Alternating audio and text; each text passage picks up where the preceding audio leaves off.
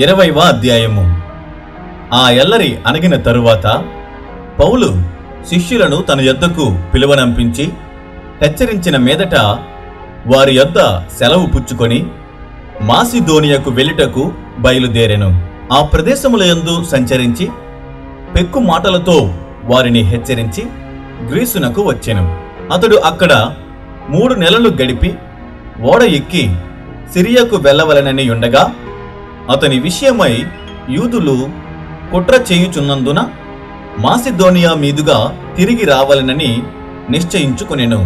మరియు పుర్రు కుమారుడును Berea పట్టణస్థుడునైన సోపత్రును తెస్సలోనికైలలో ఆరిస్కర్కును శకుందును Derbe పట్టణస్థుడైన గాయియును తిమోతియును Asia దేశస్థులైన తుకికు త్రోఫిమును అతనితో కూడా వచ్చిరి. వీరు ముందుగా వెళ్ళి త్రోయలో మా కొరకు కనిపెట్టుకుని ఉండిరి. పులియని రొట్టెల దినములైన తరువాత మేము ఓడ ఎక్కి ఫిలిప్పి విడిచి 5 దినములలో త్రోయకు వచ్చి అచ్చట వారి యొద్ద 7 దినములు గడిపితిమి.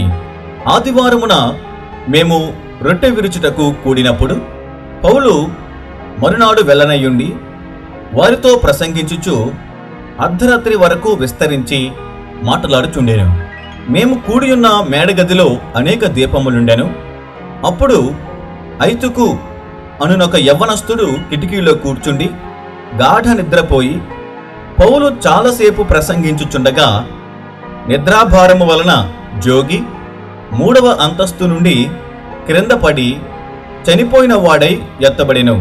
అంతటా పౌలు క్రిందికి వెళ్ళి అతని మీద పడి కౌగిలించుకుని, మీరు తొందరపడకుడి, అతని ప్రాణం అతనిలో నున్నదని వారితో చెప్పాను. అతడు మరలా పైకి వచ్చి రొట్టె విరిచి పుచ్చుకొని తెల్లవారు వరకు విస్తారముగా సంభాషించి బయలుదేరెను. వారు బ్రతికిన ఆ చిన్నవారిని తీసుకొని వచ్చినప్పుడు వారికి విశేషమైన ఆదరణ కలిగెను. మేము ముందుగా ఓడ ఎక్కి అస్సులో పౌలును ఎక్కించుకొనవలనని అక్కడికి వెళ్ళితిమి. తాను కాలినడకను వెళ్ళవలనని అతడు ఆ ప్రకారముగా మాకు నియమించి ఉండెను. అస్సులో అతడు మాతో కలుసుకొనినప్పుడు మేమతనిని ఎక్కించుకొని మితులేనేకు వచ్చితిమి. అచ్చటి నుండి వెళ్ళి మరునాడు కియోసునకు ఎదురుగా వచ్చితిమి. మరునాడు సమోసునకు చేరి ఆ మరునాడు మిలేతుకు వచ్చితిమి. సాధ్యమైతే పెంతెకోస్తు దినమున యెరూషలేములో ఉండవలనని పౌలు త్వరపడుచుండెను గనుక అతడు ఆసియాలో కాలహరణము చేయకుండా ఎఫెసును దాటిపోవలనని నిశ్చయించుకొని ఉండెను. అతడు మిలేతు నుండి ఎఫెసునకు వర్తమానము పంపి సంఘపు పెద్దలను పిలిపించెను. వారు తన యొద్దకు వచ్చినప్పుడు అతడు వారితో ఇట్లనెను, నేను ఆసియాలో కాలుపెట్టిన దినము నుండి ఎల్లకాలము మీ మధ్య ఎలాగూ నడుచుకొంటినో మీరే ఎరుగుదురు. యూదుల కుట్రల వలన నాకు శోధనలు సంభవించినను కన్నీళ్లు విడుచుచు పూర్ణమైన వినయ భావముతో నేనేలాగున ప్రభువును సేవించుచుంటినో మీకే తెలియను.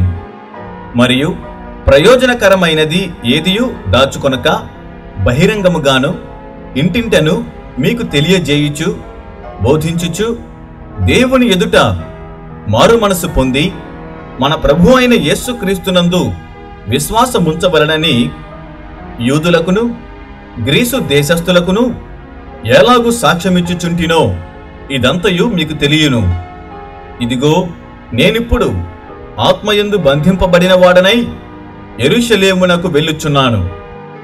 అక్కడ నాకు ఏమేమి సంభవించునో తెలియదు గాని బంధకములను శ్రమలను నా కొరకు కాచుకొని ఉన్నవని పరిశుద్ధాత్మ ప్రతి పట్టణములోనూ నాకు సాక్ష్యమిచ్చుచున్నాడని తెలియను.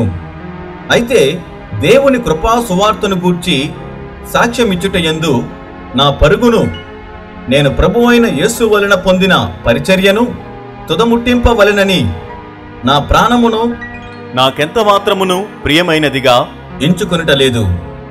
ఇదిగో దేవుని రాజ్యమును గూర్చి ప్రకటించుచు నేను మీ మధ్యను సంచరించుచుంటిని. మీలో ఎవరునూ ఇక మీదట నా ముఖము చూడరని నాకిప్పుడు తెలియను. కాబట్టి మీలో ఎవరి నాశనము విషయమైనను నేను దోషిని కానని నేడు మిమ్మును సాక్ష్యము పెట్టుచున్నాను. దేవుని సంకల్పమంతయు మీకు తెలుపకుండా నేనేమియూ దాచుకొనలేదు.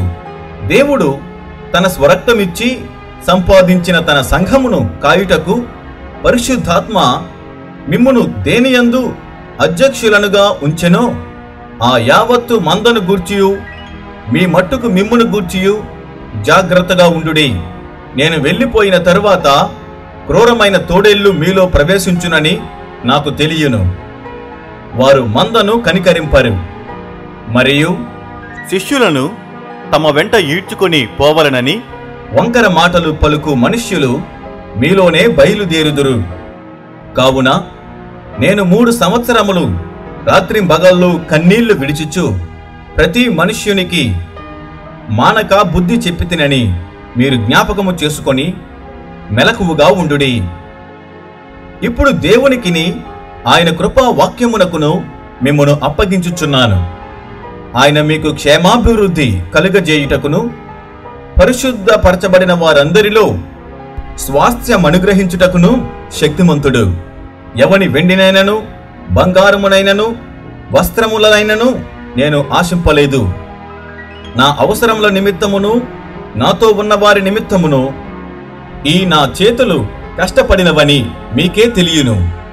మీరును ఇలాగు ప్రయాసపడి బలహీనులను సంరక్షింపవలననియు పుచ్చుకొనుట కంటే ఇచ్చుట ధన్యము అని ప్రభువైన యేసు చెప్పిన మాటలు జ్ఞాపకము చేసుకొనవలననియు అన్ని విషయములలో మీకు మాదిరి చూపితినని చెప్పాను. అతడీలాగు చెప్పి మోకాల్లోని వారందరితో ప్రార్థన చేసెను. అప్పుడు వారందరూ చాలా ఏడ్చిరి. మీరు ఇక మీదట నా ముఖము చూడరని అతడు చెప్పిన మాటకు విశేషముగా దుఃఖించుచు పౌలు మెడ మీద పడి అతనిని ముద్దు పెట్టుకొని వారు ఓడ వరకు అతనిని సాగనంపిరి.